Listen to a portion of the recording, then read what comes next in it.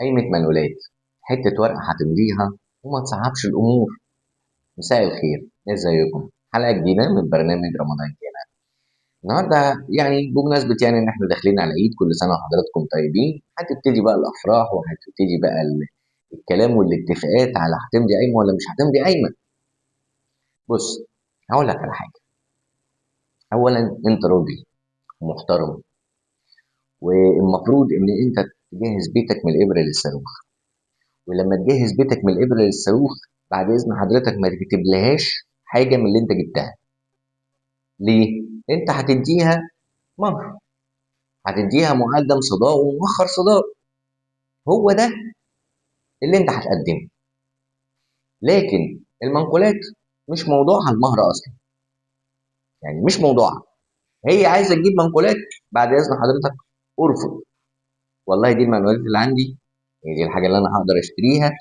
أنا جبت حاجتي من الإبرة للصاروخ، حضرتك موافقة تيجي تعيشي معايا؟ أهلا وسهلا. مش موافقة تيجي تعيشي معايا؟ غير حاجة. واللي بتحب واحد، خلي بالك بقى، اللي بتحب واحد مش هتروح تمضيه على ورقة. ما تخلوش الأمور أمور مادية. الموضوع سكن ومودة ورحمة. دخلتوا انتوا في الأمور المادية، بدأت الصراعات، ونسيتوا المودة ونسيتوا الرحمة وقتلتوهم. وبعدين تيجوا تقولوا هو الجواز بيفشل ليه؟ ما هو بيفشل من عمايلكم، بيفشل من أسلوبكم، بيفشل من الحسابات المادية، بيفشل من كلمة إن أنا أطمنك لغاية لما أجيب رجلك وبعد كده أمسكك بالورقة دي وأقول لك لا طلاق إيه؟ ده أنت هتطلق هتتروق. وكأن إحنا عندنا الجواز كاثوليكي لا طلاق فيه، مع احترامي للعقائد الأخرى، لكن أنا عندي طلاق. فأنا لما يكون في استحالة للعشرة وإن أنا عايز أطلق، محدش يمسكني بورق.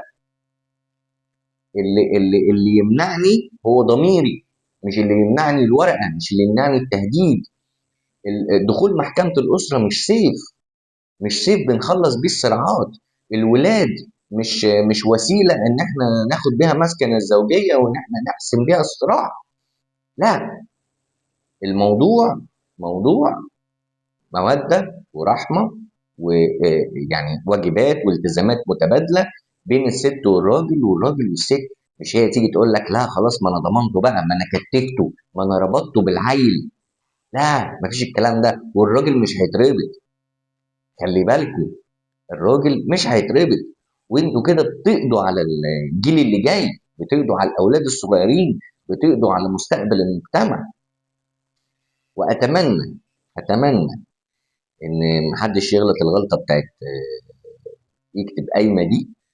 جهز بيتك، انت الراجل، انت القوام. جهز بيتك على قد مقدرتك، مالكش دعوه بمقدره فلان وعلان. خليك في مقدرتك انت لوحدك، وجهز. وما تكتبش الورقه الصغيره اللي بعد كده هتبقى سيف على ورقه. اشوفكم على خير. مع السلامه.